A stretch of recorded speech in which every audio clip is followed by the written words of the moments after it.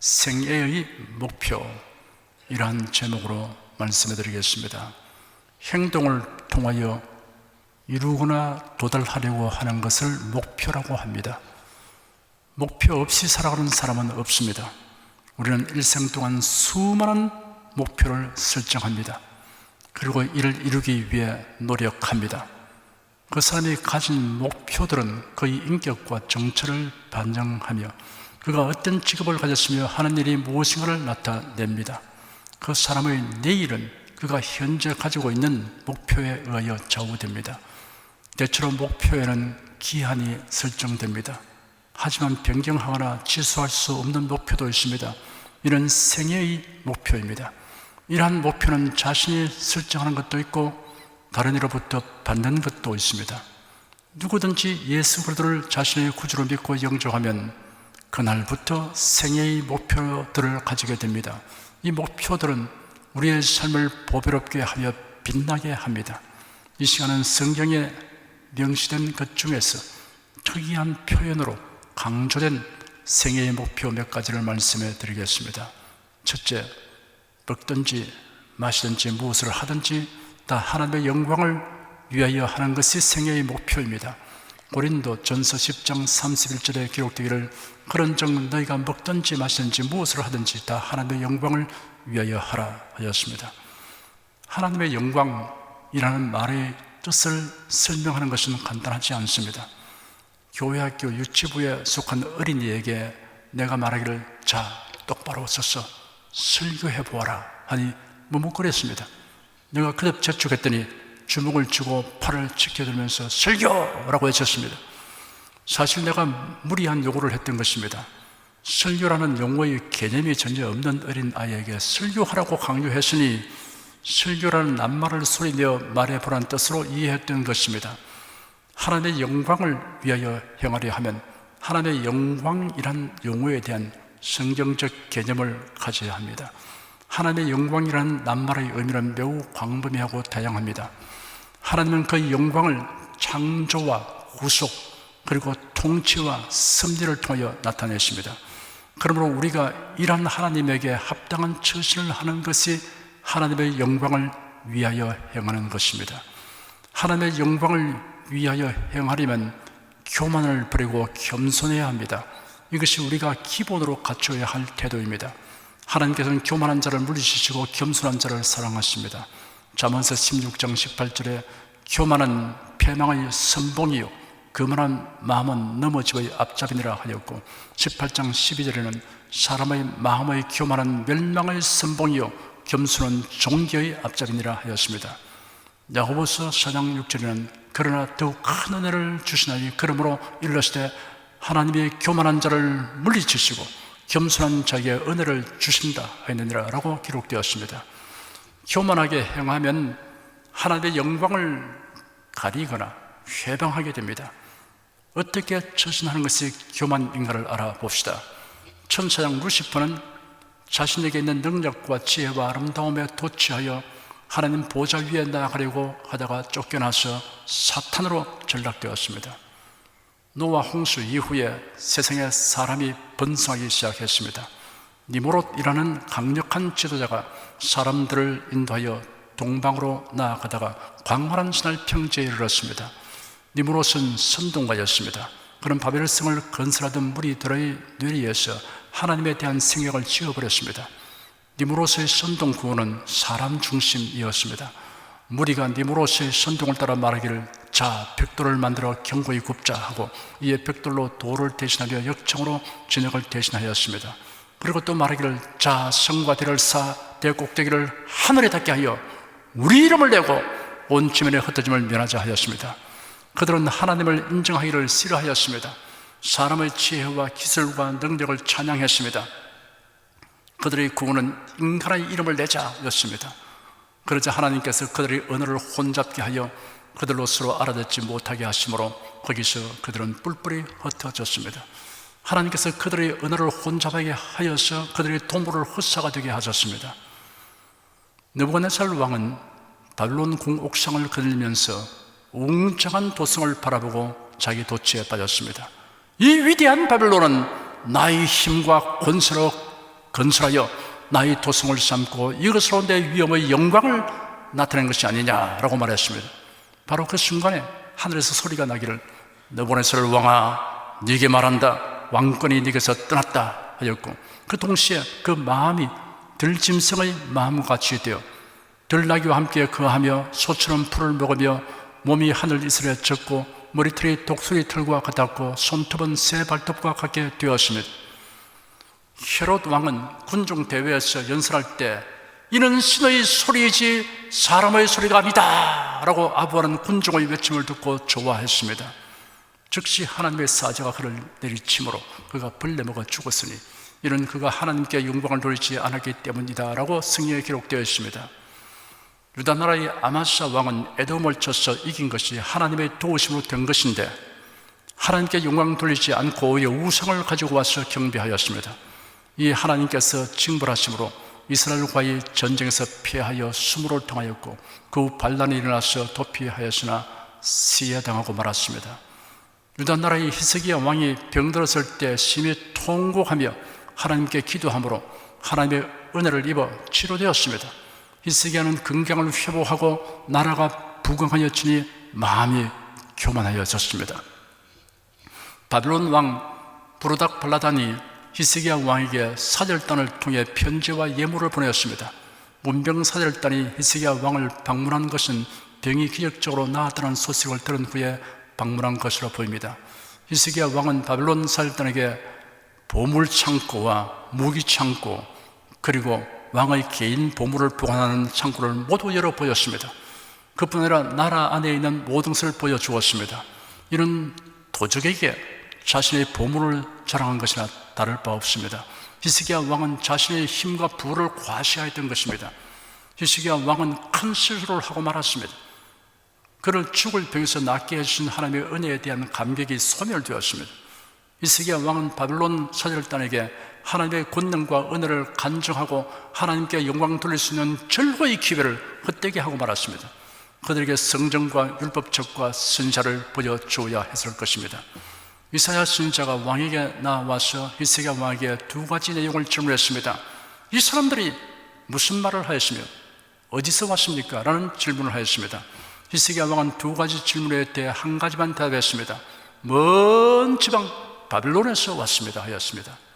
먼 지방이라는 표현에서 자신의 위엄과 명성이 그토록 먼 곳에까지 알려져 있음을 은근히 자랑하려는 의도가 드러나고 있습니다. 하나님과의 관계가 잘못되어 있으면 인간의 자랑거리는 도리어 치욕거리로 변하고 맙니다. 이사야 선지자의 질문이 계속되었습니다. 그들이 왕궁에서 무엇을 보았습니까? 라는 질문에 히스기야 왕은 대답하기를 그들이 내 궁궐에 있는 모든 것을 보았으며 내가 내 창고에서 그들에게 보여주지 않은 것이 없습니다 하였습니다. 이사야 선지자는 히스기야 왕에게 하나님의 심판을 선포했습니다. 여호와의 말씀을 들으소서. 여호와의 말씀이 날이 이르리니 무릇 왕궁의 모든 것과 왕의 열조가 오늘까지 쌓아두었던 것을 바벨론으로 옮긴 바 되고 하나도 남지 아니할 것이요 또 왕의 몸에서 날 아들 중에서 사로잡혀 바벨론 왕궁의 환관이 되리라 하시나이다 하였습니다. 성경에 이렇게 기록되었습니다. 히스기야가 마음이 교만하여 그 바른 은혜를 보답지 아니하므로 진노가 저와 유다와 예루살렘에 임하게 되었더니 히스기야가 마음의 교만함을 뉘우치고 예루살렘 거민들도 그와 같이 하였으므로 여호와의 노가 히스기야의 생전에는 저에게 임하지 아니하니라. 히스기야가 바벨론 사절단에게 자기의 보물 창고와 병기 창고와 국고를 저장한 창고를 다 보여주면서도 하나님께서 자기의 행하신 일들을 말하여 하나님을 자랑하며 그들이 하나님을 스미드로 가르치는 일을 하지 않았습니다. 이런 태도에 대하여 히스기야가 마음이 교만하여 그 받은 은혜를 보았지 아니한 것이라고 지적하였습니다. 하나님 앞에서 교만한 태도가 무엇인가를 알면 겸손한 태도가 무엇인가를 알 수 있습니다. 하나님의 피조물은 하나님을 의존하여 살도록 지음받았습니다. 그러므로 하나님의 도움을 바라고 하나님께서 주시는 복을 받기를 갈망하는 것이 겸손입니다. 매 순간 하나님의 공급하신 힘과 지혜로 살아가고 있다는 사실을 깊이 인식하는 것이 겸손입니다. 베드로전서 4장 11절에 기록되기를 만일 누가 말하려면 하나님의 말씀을 하는 것 같이 하고 누가 봉사하려면 하나님의 공급하신 힘으로 하는 것 같이 하라. 이는 범사에 예수 그리스도로 말미암아 하나님의 영광을 바라시게 하려 함이니 그에게 영광과 권능이 세세뭉토록 있느니라 하였습니다. 하나님을 떠나서는 아무것도 할 수 없으며 하나님이 떠나면 자신이 무능하고 무가치하다는 것을 절실하게 인정하는 것이 겸손입니다. 예수께서 말씀하시기를 나는 포도나무요 너희는 가지니 저가 내 안에 내가 저 안에 있으면 이 사람은 과실을 많이 맺나니 나를 떠나서는 너희가 아무것도 할 수 없음이라 하였습니다. 하나님과의 관계에서의 교만과 겸손의 정의는 지금 설명한 대로입니다. 교만하게 행하면 하나님의 영광을 가로채려는 것이 되고 하나님의 영광을 가리는 것이 됩니다. 겸손하게 행하면 하나님의 영광을 위하는 것이 됩니다. 여러분은 항상 겸손한 태도로 처신함으로 모든 일을 하나님의 영광을 위하여 행하는 성도가 되시기를 축원합니다. 둘째, 거하든지 떠나든지 주를 기쁘시게 하는 자 되기를 힘쓰는 것이 생애의 목표입니다. 고린도 후서 5장 9절에 기록되기를 그런즉 우리는 거하든지 떠나든지 주를 기쁘시게 하는 자 되기를 힘쓰노라 하였습니다. 우리의 주님은 삼위일체이신 성부, 성자, 성령이십니다. 주 하나님, 주 예수 그리스도, 주 성령님이라고 부릅니다. 성도들이 주님을 기쁘시게 하는 일은 어렵고 힘든 일이 아닙니다. 누구든지 결심하면 다 행할 수 있는 일입니다. 주님을 기쁘시게 하려면 믿음으로 살아야 합니다. 이에 관하여 모범을 보인 인물이 많은데 그 중에서 에녹은 탁월한 본보기입니다. 믿음으로 에녹은 죽음을 보지 않고 옮기었으니 하나님의 저를 옮기심으로 다시 보지 아니하니라. 저는 옮기기 전에 하나님을 기쁘시게 하는 자라 하는 증거를 바라느니라. 믿음이 없이는 기쁘시게 못하느니 하나님께 나아가는 자는 반드시 그가 계신 것과 또한 그가 자기를 찾는 자에게 상 주시는 있음을 믿어야 할지니라 라고 히브리서 11장에 기록되었습니다. 여기서 말하는 믿음이란 인간의 신념을 말하는 것이 아닙니다. 긍정적인 사고방식을 말하는 것이 아닙니다. 적극적이고 낙관적인 정신을 말하는 것이 아닙니다. 믿음으로 살면 그런 것은 따라오기 마련입니다. 성경에서 다루는 믿음은 하나님의 속성에 대한 믿음입니다. 하나님의 속성은 이러합니다. 전지전능하십니다. 무소부재하십니다. 영원하십니다. 변함이 없으십니다. 선하시며 인자하십니다. 진실하십니다. 의로우십니다. 성경에서 다루는 믿음은 또한 하나님의 언약에 대한 믿음입니다. 하나님의 언약은 변함이 없고 하나님의 때 하나님의 방법으로 반드시 성취된다는 것을 믿는 믿음입니다. 이러한 믿음을 가지게 되면 하나님의 명령에 순종하게 됩니다. 하나님은 강하고 나는 약하기 때문에 하나님의 명령을 따르지 않을 수 없다는 식의 순종이 아닙니다. 하나님의 속성과 언약을 굳게 믿기 때문에 그의 명령에 기쁘게 복종합니다. 노아는 믿음의 사람이었습니다. 그런 하나님의 속성과 언약을 확신하기 때문에 방주를 건조하라는 하나님의 말씀에 순종하였습니다. 마지 못하여 방주를 지은 것이 아닙니다. 즐겁게 순종하였습니다. 사람이 무슨 일을 마지 못하여 하게 되면 철저하게 하지 않고 적당히 하고 맙니다. 노아는 방주 짓는 일을 철두철미하게 하였습니다. 노아가 그와 같이 하되 하나님의 자기에게 명하신 대로 다 준행하였더라라고 성경에 거듭 기록되었습니다. 아브라함 역시 하나님의 명령을 받게 되자 그대로 순종하였습니다. 마지 못하여 하는 일은 미루적거리면서 하기 마련입니다. 아브라함은 그렇지 않았습니다. 그가 메소포타미아에 살고 있을 때 영광의 하나님께서 그에게 말씀하시기를 내 본토 친척 아비집을 떠나 내가 네게 볼 땅으로 가라 하셨습니다. 아브라함은 하나님에게 이유를 묻거나 말미를 달라고 하지 않았습니다. 즉시 떠났습니다. 즐겁게 순종하는 것입니다. 하나님께서 아브라함에게 명하시기를 네 사랑하는 독자 이삭을 내가 지시하는 한 산 거기서 번제로 드리라 라고 명령하실 때도 아브라함은 순종했습니다. 하나님에게 이유를 묻거나 말미를 달라고 하지 않았습니다. 아침 일찍 이삭을 데리고 출발했습니다. 번제를 나뭇가지 쪼개 가지고 갔습니다. 불과 칼도 준비하여 갔습니다. 그런 하나님의 언약을 온전히 믿었기 때문에 특별한 기대감을 가지고 순종하였습니다. 이처럼 믿음으로 살면 주님을 기쁘시게 합니다. 내 계획과 원하는 것에 어긋난다고 하여 하나님을 의심하거나 하나님에게 불만을 늘어놓지 않습니다. 하나님을 온전하게 믿습니다. 흥하든지 망하든지 살든지 죽든지 나는 하나님의 인자하심과 선하심을 의심하지 않습니다. 모든 일이 하나님의 뜻대로 되기를 바라게 됩니다.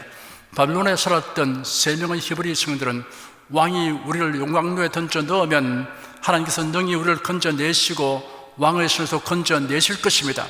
그리 아니하실지라도 우리는 왕의 금신상 앞에 절하지 않을 줄 아십시오라고 담대하게 말했습니다.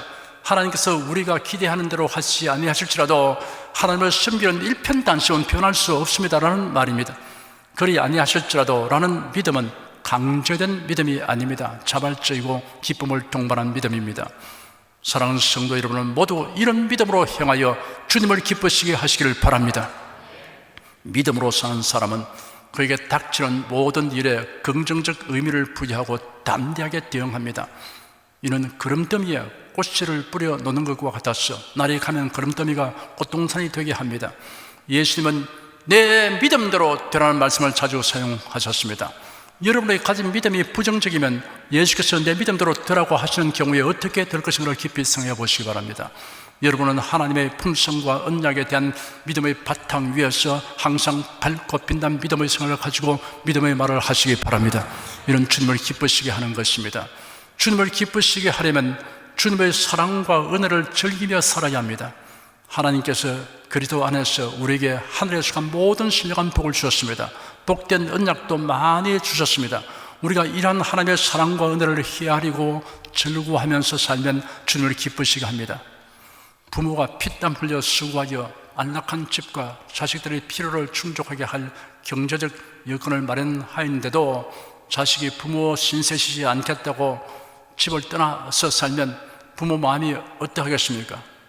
그래, 좋다, 부모의 재산 축내지 않으니 효자구나 라고 생각하겠습니까? 부모 마음을 슬프게 하는 것이 됩니다.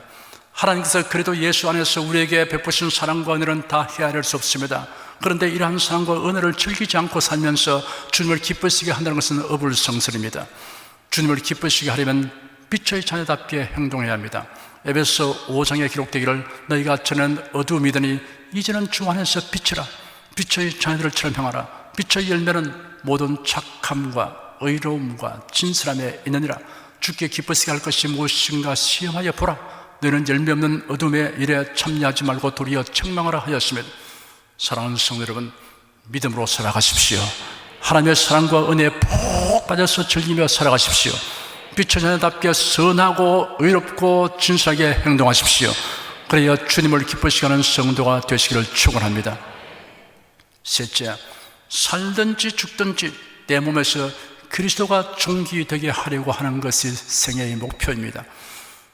그리스도께서 존귀하게 되시기를 원하는 사람은 마음을 다하여 그리스도를 나타내는 데 힘써야 합니다. 사람은 어찌하든지 자기를 나타내려고 하는 성향이 있습니다. 그런 성향 자체가 나쁜 것은 아닙니다. 다만 자기를 나타내는 목적에 따라 나쁠 수도 있고 좋을 수도 있습니다. 이 세상 사람들은 자기를 나타내려는 그 자체가 목적입니다. 그러나 성도들은 다릅니다. 그리스도를 나타내기 위한 수단으로 여깁니다. 사도 바울의 간절한 기대와 소망은 자신을 통해 그리스도를 나타내는 것에 있었습니다. 그런 말이기를 그러나 나의 나된 것은 하나님의 은혜로 된 것이니 내게 주신 그의 은혜가 헛되지 않으여 내가 모든 사도보다 더 많이 수고하였으나 내가 아니요 오직 나와 함께 하신 하나님의 은혜로라 하였습니다. 바울은 자신이 얼마나 많은 수고를 하고 많은 일을 하였는가에 대하여 말하기를 주저하지 않았습니다. 내가 다시 말하노니 누군지 나를 어리석은 자로 여기지 말라. 만일 그러하더라도 나 조금 사랑하게 어리석은 자로 받으라.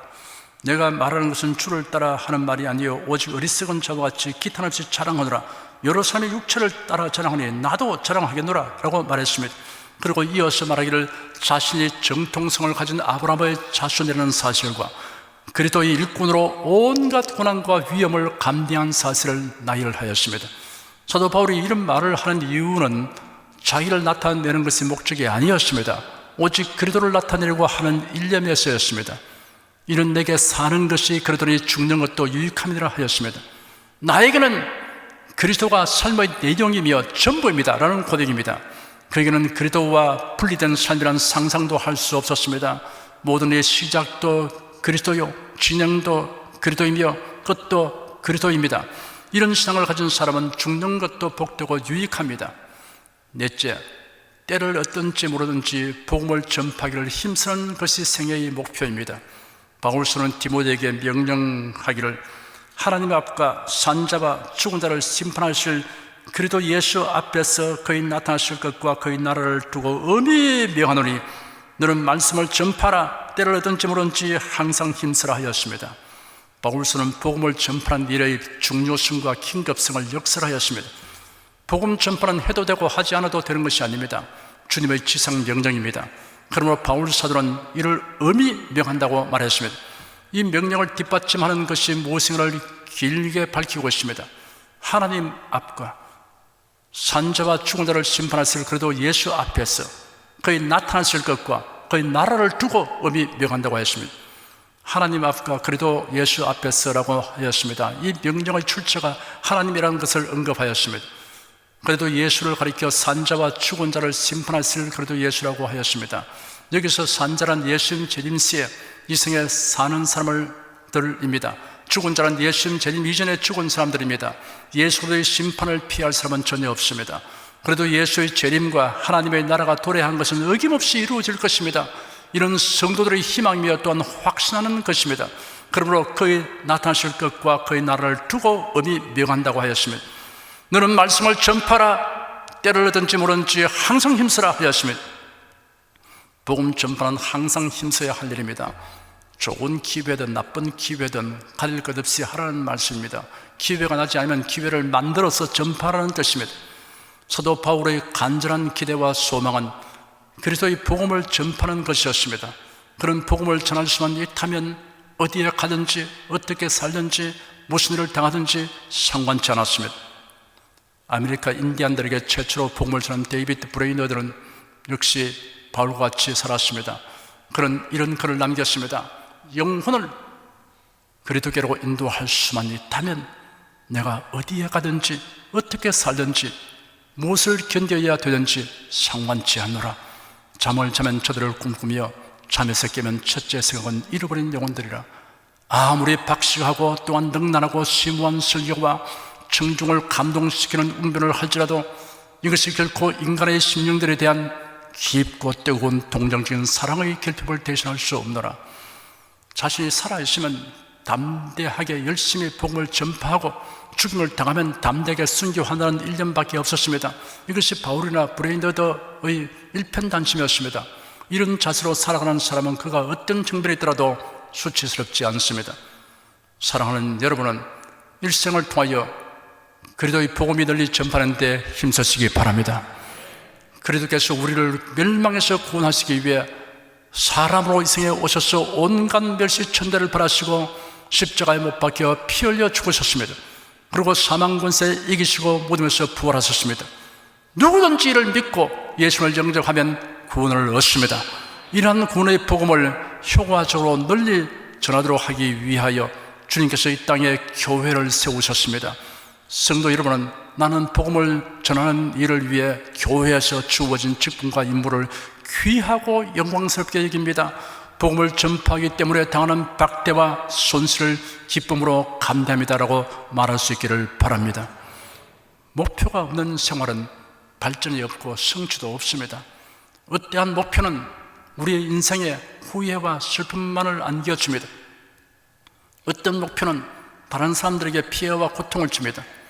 중도에 폐기해야 하는 목표도 있습니다.